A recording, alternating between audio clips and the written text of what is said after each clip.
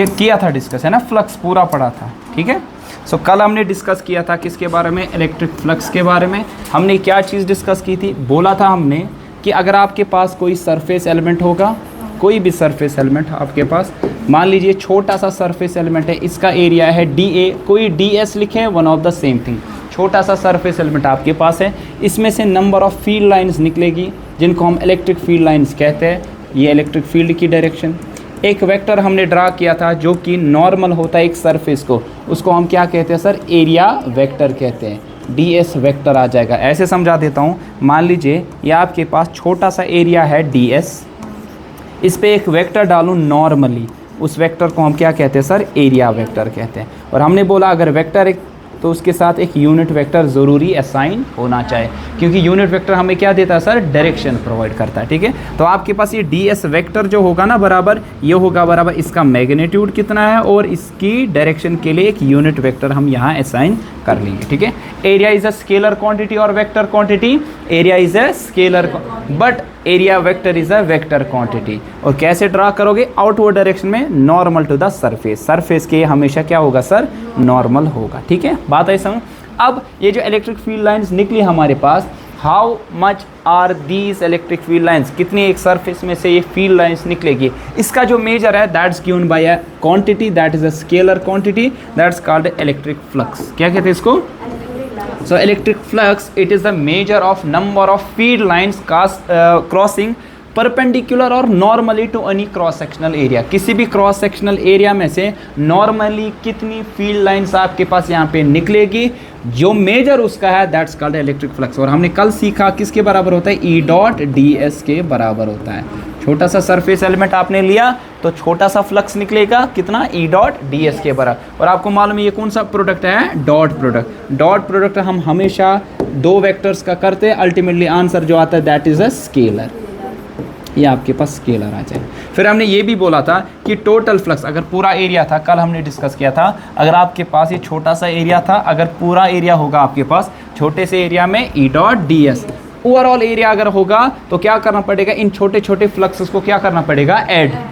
तो ये कंटिन्यूस है कि डिसकंटिन्यूस, कंटिन्यूस। कैसे देखिए सर, यहाँ पे एक आप एलिमेंट लोगे, दूसरा साथ ही में लोगे, ठीक है। ऐसा नहीं होगा कि एक एलिमेंट इधर दूसरा इधर लोगे, नहीं, आप कंटिन्यूस चीज़ों को जब भी ऐड करोगे यू यूज़ इंटीग्रेशन। तो हमने बोला था नेट फ्लक्स क्या आ जाएगा, electric flux, it will be integral. इन छोटे छोटे फाइज, छोटे छोटे जो इलेक्ट्रिक फ्लक्स हैं, इनको क्या करना पड़ेगा, एडअप करना पड़ेगा। सो हमने लिखा फिर E.ds का इंटीग्रल करना है। क्या ये सरफेस ओपन है कि क्लोज्ड, क्लोज्ड सरफेस आपके पास है, और ये जो क्लोज्ड सरफेस के लिए हम यहाँ पे इंटीग्रेशन में क्लोज्ड इंटीग्रल लगाते हैं। और S का माने क्या है कि ये आपके पास over the whole surface S जो है उसी पे इंटीग्रेशन करनी पड़ेगी, ठीक है ना। आई बात समझ। ये आपके पास तब कर सकते हो इंटीग्रेशन, ये तब ध्यान रखो, ये इंटीग्रेशन करना इजी है कि थोड़ा मुश्किल, अगर एज कंप्यूटर समेशन देखिए ये थोड़ा सा मुश्किल है समेशन के हिसाब से। छोटा फ्लक्स तो कैलकुलेट इजीली कर पाओगे, कैसे, जिस तरह हमने कल किया था, ठीक है ना। एग्जांपल के तौर पे हमने कल समझा था, ये एग्जांपल कहाँ ये ली थी। अगर इलेक्ट्रिक फील्ड आपके पास ये है, एरिया वेक्टर ये है, तो क्या आ जाएगा फ्लक्स, आपने बोला E.ds।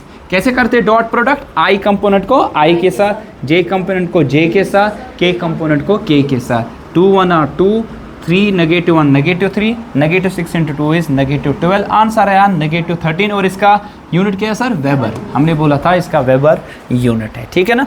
अब इंटीग्रेट अगर करना पड़ेगा तो थोड़ा सा मुश्किल हो जाता है, ठीक है। अब उसी दुविधा को हटाने के लिए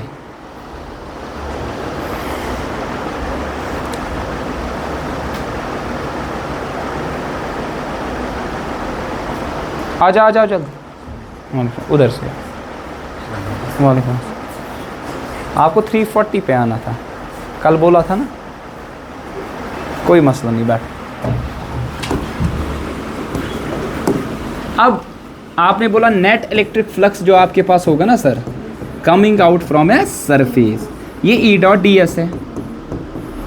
अब मसला ये है, अगर सरफेस होगी इरेगुलर, ध्यान रखो, अगर सरफेस होगी इरेगुलर, ये वाली सरफेस है, इस पे इंटीग्रेट करना है, थोड़ा मुश्किल है ना, थोड़ा क्या बहुत मुश्किल है, ठीक है। अब इस सरफेस पे आपको इंटीग्रेट करना है जो कि इरेगुलर सरफेस है। या इवन दो अगर आपके पास रेगुलर सरफेस भी हो, इंटीग्रेट करना थोड़ा सा मुश्किल होता है एज कम्पेयर टू सिंपली अगर आप मल्टीप्लिकेशन करोगे या एडिशन करोगे, ठीक है ना। तो उस प्रॉब्लम को हटाने के लिए हमारे पास आया एक साइंटिस्ट, आप बता सकते हो फिजिस्ट, ठीक है ना, जिसका नाम था गॉस। क्या नाम था? तो उसने अपना एक लॉ दिया, दैट्स कॉल्ड गॉस लॉ।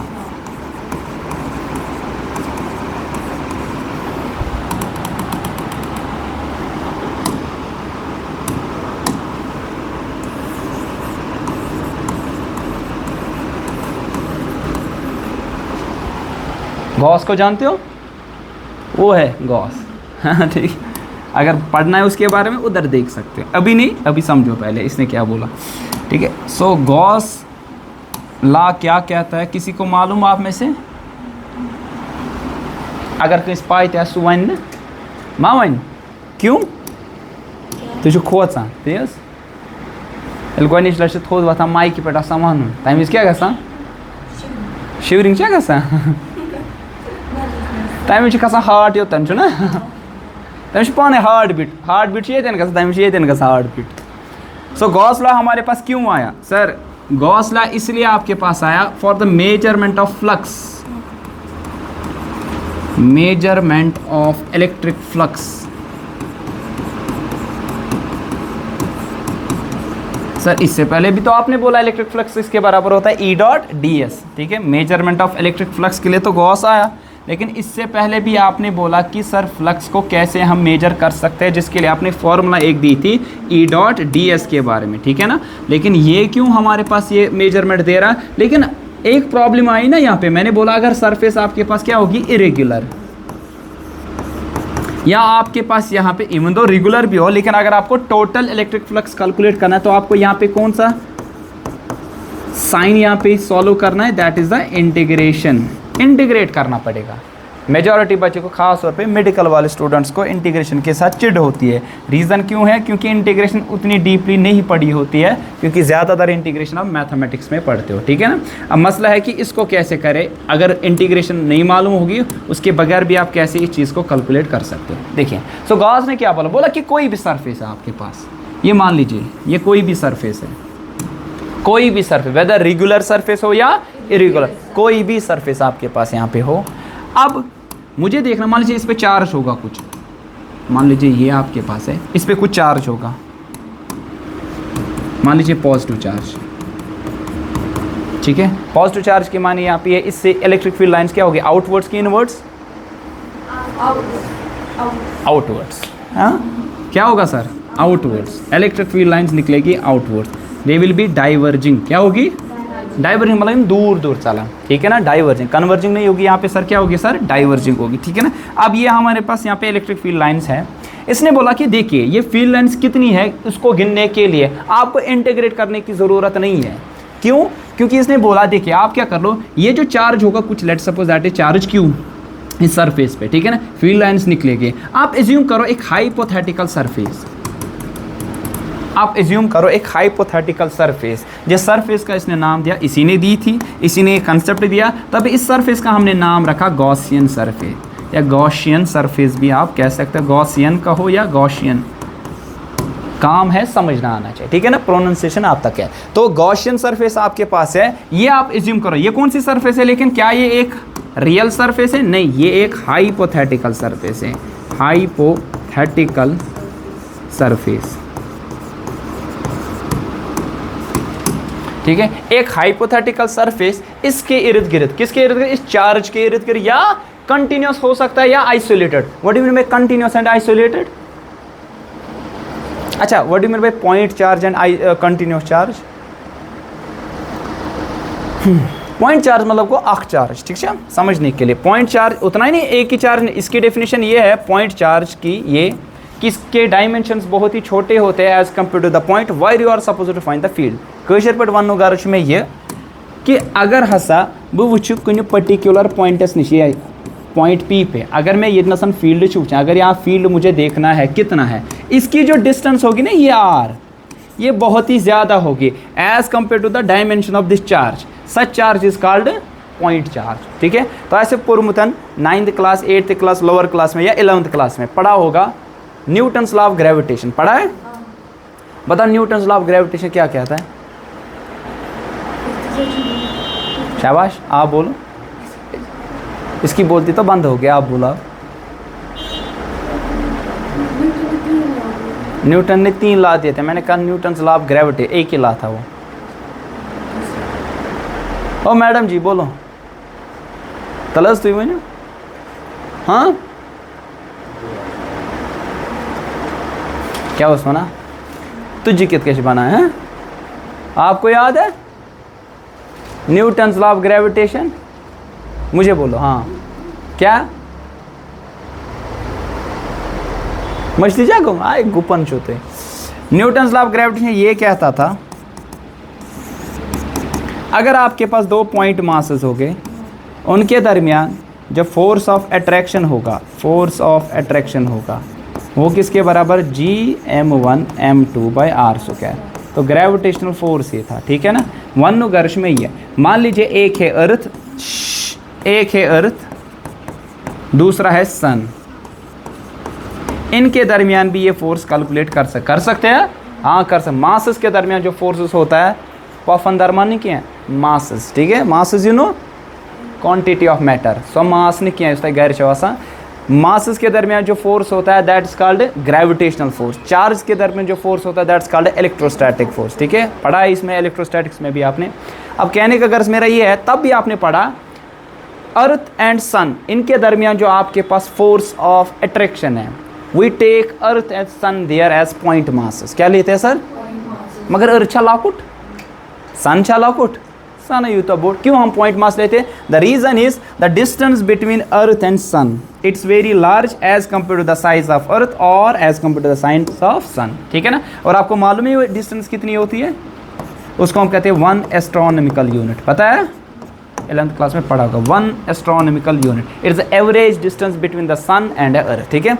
ईशुन का और क्या 1 गर्श में ये डिस्टेंस बहुत ही ज़्यादा है as compare to the size of the sun and size of the earth. तो इसने करा उंगजी मस गब सन छू करन, हाथ रखते ऐसे सन गायब हो जाता है, वरना हो जाएगा मतलब पॉसिबल है। क्यों ऐसा होता है? क्योंकि वो बहुत दूर है, डिस्टेंस बहुत दूर है, तभी हम उनको पॉइंट मासेस लेते हैं, ठीक है। इस तरह यहाँ पे चाहे चार्ज पॉइंट चार्ज हो या continuous charge, there is no sharp boundary between the charge, मतलब वारिया चार्जेस, ग्रुप ऑफ चार्जेस, चाहे एक चार्ज हो या कंटिन्यूस चार्ज हो, ठीक है। इसके इर्द गिर्द आप एज्यूम कर दो एक हाइपोथेटिकल सरफेस जो कि इस चार्ज को क्या करेगा सर? एनक्लोज करेगा। एनक्लोज मतलब ये में छुपा के रख देगा वहां पे, ठीक है ना। Then net electric flux coming out from this surface, what is this surface? Gaussian surface. अब ये इससे कितना नेट इलेक्ट्रिक फ्लक्स निकलेगा आपके पास यहाँ पे, जो आपको मालूम है कि नेट इलेक्ट्रिक फ्लक्स जो किसके बराबर होता है सर? यहाँ पे वो होता है surface integral E dot D S. अभी बोला,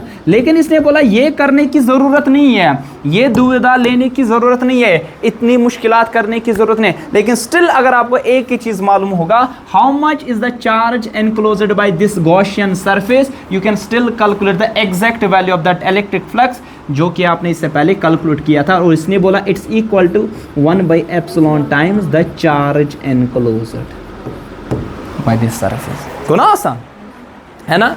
इससे पहले इंटीग्रेट करना था, इंटीग्रेट करना थोड़ा मुश्किल है, थोड़ा क्या बहुत मुश्किल है एज कम्पेयर टू कि जस्ट डिवीजन या मल्टीप्लिकेशन आप करते हैं, ठीक है। सो सबसे इसने बढ़िया बात क्या बोली? वो ये चीज़ बोली कि आपके पास जितना भी चार्ज एनक्लोज होगा उसको डिवाइड करो एप्सिलॉन नॉट से, आपके पास आंसर निकलने वाला है किसका?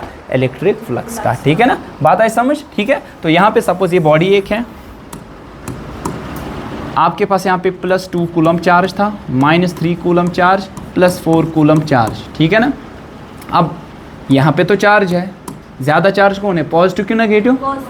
तो इलेक्ट्रिक फील्ड लाइंस आउटवर्ड होगी कि इनवर्ड्स? आउटवर्ड। तो ये सरफेस एक हाइपोथेटिकल, मान लीजिए सरफेस है एस, तो इससे इलेक्ट्रिक फील्ड लाइंस निकलेगी ना सर, हर एक डायरेक्शन में निकलेगी इलेक्ट्रिक फील्ड लाइन। अब ये इलेक्ट्रिक फील्ड लाइन का मेजर कितना है इसमें, वो आपको बताना है। सो सिंपल, इससे पहले क्या करना था, वरना सरफेस एरिया, इलेक्ट्रिक फील्ड कितना था वो करने की जरूरत नहीं है। आप बता दोगे कि net electric flux coming out from this surface it's equal to 1/एप्सिलॉन टाइम्स द चार्ज एनक्लोज्ड। ये चार्ज कितना एनक्लोज है? So you will say that what is epsilon naught, इसका वैल्यू कितना है? एप्सिलॉन नॉट का वैल्यू 8.854 इंटू 10⁻⁻12। क्या है यूनिट इसका? पर न्यूटन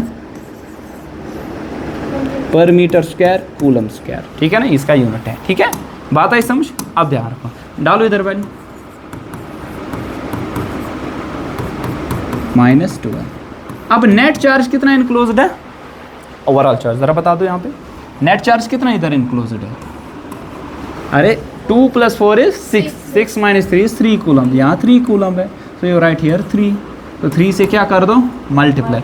अच्छा 3 1 आर, ध्यान रखो 3 1 आर 3, 3 2 आर बचे 2, ठीक है ना, 3 ये 28 बना, 3 9 आर 27 है ना, 2.9 समथिंग निकलेगा, है ना सर, तो 2.9। अच्छा 27 1 3 5 आर 15, 2.95, ठीक है ना, कैलकुलेशन कर सकते हो। और ये डिवीजन में सॉरी 1/2.95 इंटू 10⁻⁻12, ठीक है ना, ध्यान रखो इधर 2.94 को नियरली। अगर एंट्रेंस में सवाल आए कैलकुलेटर में शुरू किए कोई नहीं जाएगा, उसमें करो यूज़। मान लीजिए इसको 3 नियर अबाउट कितना है? 3 है ना, सो ये 1/3 है, 1/3 का मतलब 0.33 है ना सर। लेकिन मसला है ये 3 से थोड़ा छोटा है, जितना छोटे नंबर से डिवाइड करोगे नंबर उतना ही बड़ा बनेगा। अब अगर 1/3 होता 0.33 निकलता, लेकिन 1/3 से थोड़ा छोटा आंसर निकलेगा, इससे थोड़ा बड़ा, लेट्स सपोज 0.37, लेट्स सपोज, है ना। सो आंसर क्या है? 0.37, ठीक है ना। अब 10⁻⁻12 ऊपर जाएगा, क्या बनेगा? +12। आंसर क्या आएगा? वेबर्स, है ना। तो इसको ऐसे लिख सकते हो, 1 2 स्टेप आगे, 2 स्टेप इनटू क्या आएगा? 10⁻10 वेबर्स, क्योंकि 2 10 आपने खत्म किए यहाँ पे, ठीक है ना।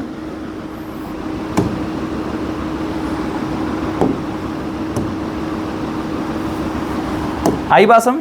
कर सकते हो कैलकुलेट, विदाउट कैलकुलेट ये सारी चीज़ें करनी पड़ेगी। सर आप बताओगे आपने कैसे किया, दिखा, if you can check still को तो उसको। अच्छा देखिए क्या था, 1/2.95, एक को डिवाइड करेंगे 2.95 से, 0.338, मैंने 37 ही लिखा है ना सर।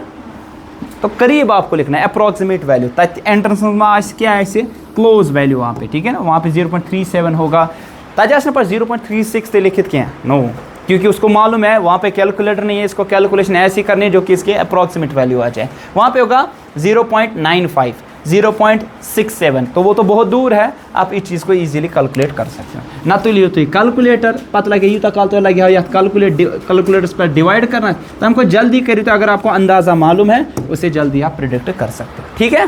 ये बात है समझ? ज़रा इसका बता दो फटाफट answer. -2 nano coulomb +3 micro coulomb +6 pico coulomb. हाँ बताओ नेट इलेक्ट्रिक फ्लक्स कितना है? बोलो बोलो। Net electric flux coming out from this surface. मेन चीज़ है मुझे कैलकुलेशन देखना, करो जल्दी। शाबाश, 1 मिनट दूंगा मैं आपको।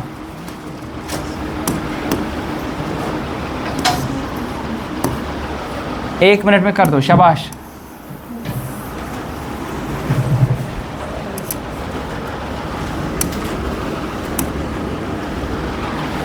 कर दो जवाब।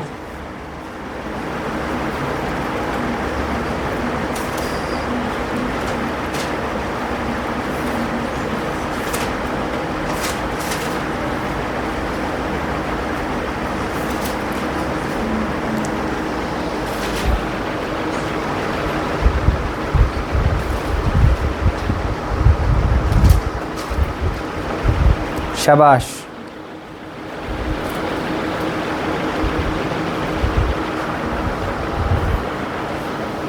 आंसर नहीं आया अभी? कह साहब जी कह रहे हो ऐड नेट चार्ज देखो पहले क्या आ जाएगा। तावीद कर दो। हम कह कमांडर तेरे तुम एब्सेंट ना मुझे दर बदर तक खा रहे थे।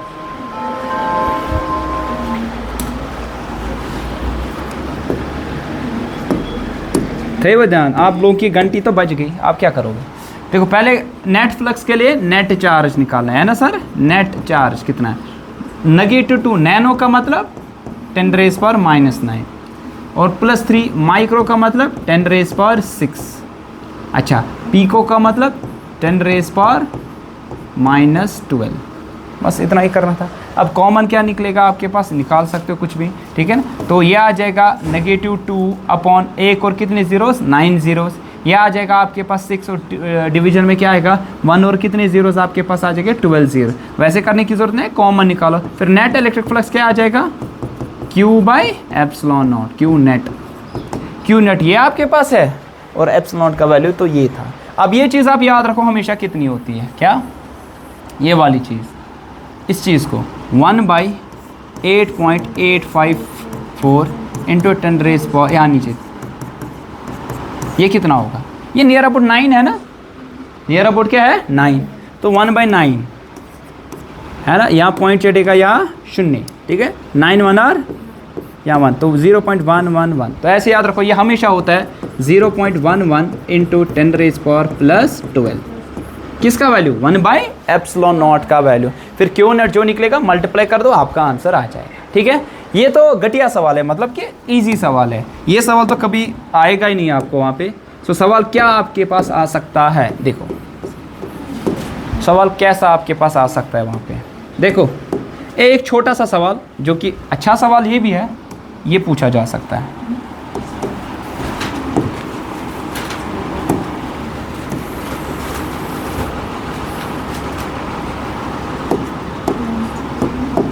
बोला गया, ध्यान रखो, ये क्यूब है, इसके सेंटर पे एक चार्ज है और ये सेंटर पे जो चार्ज आपके पास है ये है क्यू, कितना सर, +Q। मुझे बता दो, ये क्यूब है, लेकिन मान लीजिए क्यूब का जो साइड है वो A है, ठीक।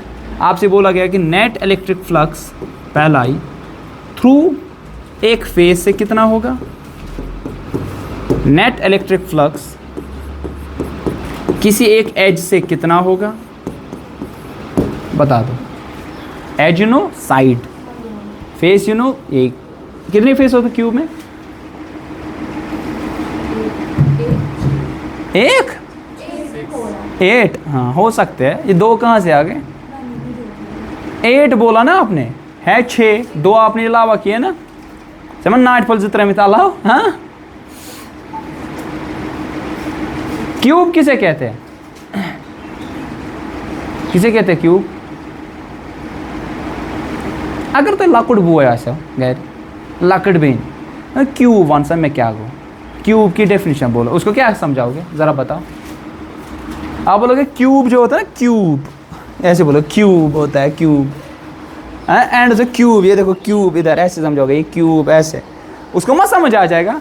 एंड क्या कर रहे थे, थप्पड़ मारोगे, है ना, तंग ही ना थे, पत गए सुमुले से पापा पापा बहना उसने पाई किया, एम क्या करूँ थे इससे।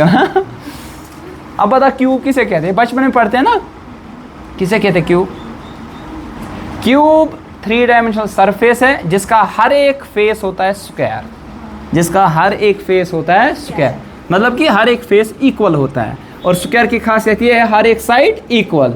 क्यूब के कितने साइड्स होते हैं, एजेस बनाता है, कितने एजेस होते हैं या कितने साइड्स होते हैं, गंदरा गंदरा मेरे लिए भी 6, अरे 12 एजेस होते हैं, क्या हो गया 6, फेसेस कितने होते हैं 6, है ना। अब देखो फेसेस, ये नीचे फर्स्ट सेकंड, ये वाला थर्ड, ये वाला वो वाला आगे वाला, गणेश फेसेस। अगर न कहीं वन तो ना समझ, जिसमें आप बैठो ये भी क्यूब है, थोड़ा टेढ़ा मेढ़ा है लेकिन क्यूब। 1 2 3 4 5 और 6 कमर थे तह मत 4 लब घर, हाँ लब 4 फ्लोर होता है और होती है सीलिंग, है ना, तो ध्यान। अच्छा एजेस कितने हैं, गंदरे तला वो एजेस 1 2 3 4 5 6 7 8 9 10 11 12 एजेस आपके पास होते हैं, ठीक है। ऐसे 1 2 3 4 5 6 7 8 9 10 11 12। अगर तु ले मैंने ना गुपन तेल वन तो 11 12 13 14 तो गंदरे 2 गंदरे ना। अच्छा अब मुझे बता फ्लक्स कितना होगा एक फेज से, मतलब आई के लाइफ मन कूता नहीं है। सर आप बोलोगे देखो ये तो क्यूब है, नेट इलेक्ट्रिक फ्लक्स जो होगा ना इसमें से, net electric flux through this cube, it will be 1/ε times, इसने चार्ज कितना एनक्लोज किया है ना सर। लेकिन ये जो फ्लक्स होगा ना, ये कितने फेसेस की वजह से होगा? 6 फेसेस, 1 2 3 4 5 6। हर एक फेस में से फील्ड लाइंस निकलेगी, इधर से इधर से इधर से इधर से, हर एक फेस में से फील्ड लाइंस यहाँ पे निकलेगी। तो एक फेस से कितना होगा?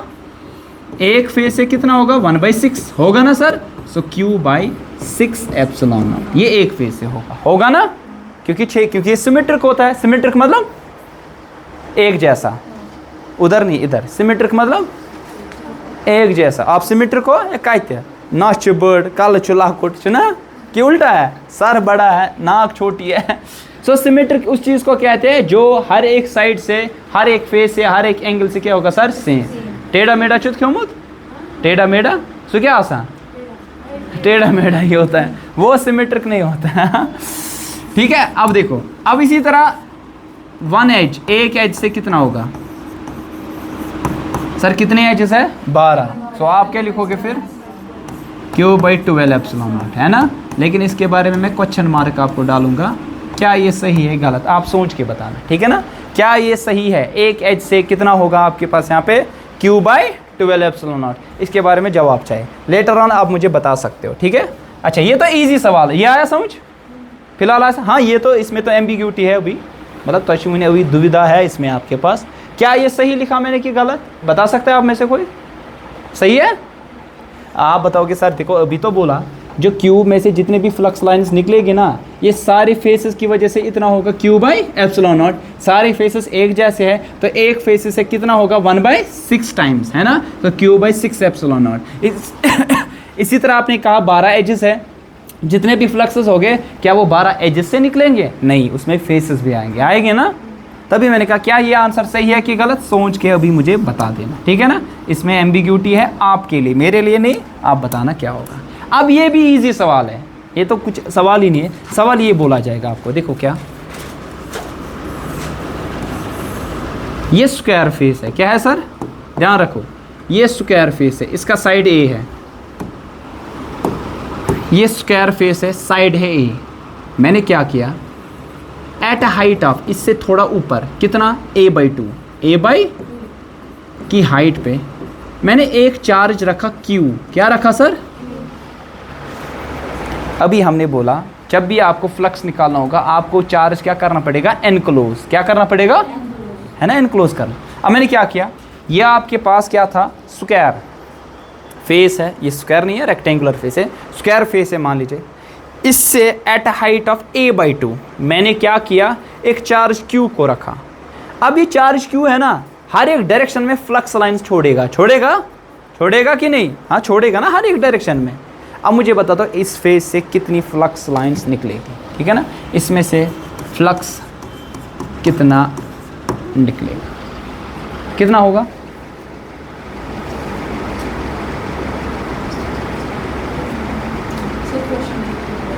क्वेश्चन ये है, ये आपके पास स्क्वायर फेस है, ठीक है, बदल दिया मैंने। अब इसका साइड ए है, मतलब ए मतलब 10 सेंटीमीटर 10 सेंटीमीटर 10 सेंटीमीटर 10 कुछ भी हो। अब इससे एट हाइट ऑफ, इस पे नहीं रखा मैंने, इस पे नहीं रखा है मैंने, समझना। एट हाइट ऑफ a/2 मतलब अगर ये 10 सेंटीमीटर है, 10/2 क्या आएगा? 5 सेंटीमीटर की ऊंचाई पे मैंने एक चार्ज Q को रखा। अब ये Q चार्ज है ना, हर एक डायरेक्शन में फ्लक्स लाइंस को छोड़ेगा। अब ये जो फ्लक्स लाइंस हर एक डायरेक्शन में जा रही है, इस फेस में से कितनी निकलेगी? इस सरफेस में से कितनी निकलेगी? लेकिन ख्याल रखें ये चार्ज इस पे नहीं है। बताओ क्या लग रहा है, कैसे करें? कुछ निकलेगी ना फ्लक्स लाइन इसमें से? ये लिख की थी सर मैंने पाई, कुछ निकलेगी? नहीं निकलेगी?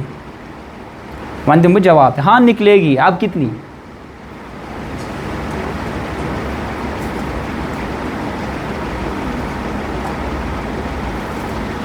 रखो ध्यान। मान लीजिए सर ये जो आपने कमरा है ना, जिसकी आपने, या आपने ऐसा बता सकते हैं एक की साइड जिसको फ्लोर हम कहते हैं, मान लीजिए सिर्फ आपने क्या बनाया? फ्लोर। क्या बनाया? इसका साइड कितना है? ए। अब मैंने क्या किया? दीवारों को खड़ा किया। किया मैंने, बन गया। अब थोड़ा टेढ़ा मेढ़ा लेकिन बन गया, ठीक है ना, बन गया कमरा। अब अगर ये A है, ये भी कितना है अगर इस, तो ये भी कितना है A, अगर, तो ये क्या बन गया Q, क्या बन गया। अब मुझे बता दो आपने इस चार्ज को कितनी डिस्टेंस पे रखा, eight A distance of A/2, तो ये इधर होगा। क्या ये चार्ज इसमें अंदर होगा, हाँ, क्योंकि हाइट तो है A, मैंने eight A distance of A/2, ये इसके सेंटर में आएगा, आएगा ना। सो एज्यूम कर लो कि जैसे कि क्यूब था, उसके सेंटर में चार्ज कितना था Q। So net electric flux पूरे क्यूब में से कितना होगा, इस क्यूब में से आप बता दोगे Q/ε0।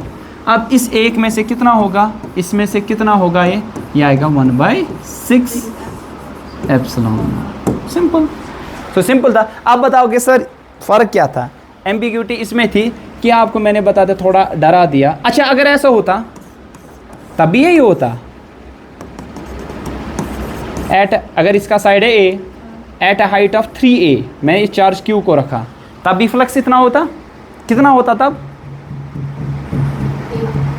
तब कितना होता, हाथ में ओनते 0 होता। क्या होता, क्यों 0, इसलिए हाइट कितनी है A, आपने कितनी हाइट पे रखा 3A, वो इससे बाहर जाएगा, वो इससे, जब इससे बाहर जाएगा क्या ये एनक्लोज करेगा उस चार्ज को, नहीं करेगा। जब चार्ज को एनक्लोज नहीं करेगा, आप इन फेस से नहीं बता सकते फ्लक्स कितना निकलेगा। जब फ्लक्स ही नहीं मालूम है तो आपके पास, तो नेट इलेक्ट्रिक फ्लक्स इस फेस से आपके पास वो कितना आने वाला है सर, 0 आने वाला। ठीक है, आई बात समझ, कोई गड़बड़, ठीक है। एक सवाल और, लास्ट, टाइम क्या है, नहीं टाइम हो गया, ठीक है। क्या है समझ इलेक्ट्रिक फ्लक्स, ये गॉस लॉ था, इसकी डेरिवेशन हमें करनी है, वो कल कर लेंगे, और इसकी एप्लीकेशंस भी कुछ है जिस पे हम सवाल कर लेंगे। ये फ्लक्स जिस पे आपको सवाल डिफरेंट काइंड के पूछे जा सकते हैं। कुछ और सवाल थे जो कि जेई लेवल के हैं, कल भी वो डिस्कस कर लेंगे इंशाल्लाह। ये भी आ सकता है आपको, लेकिन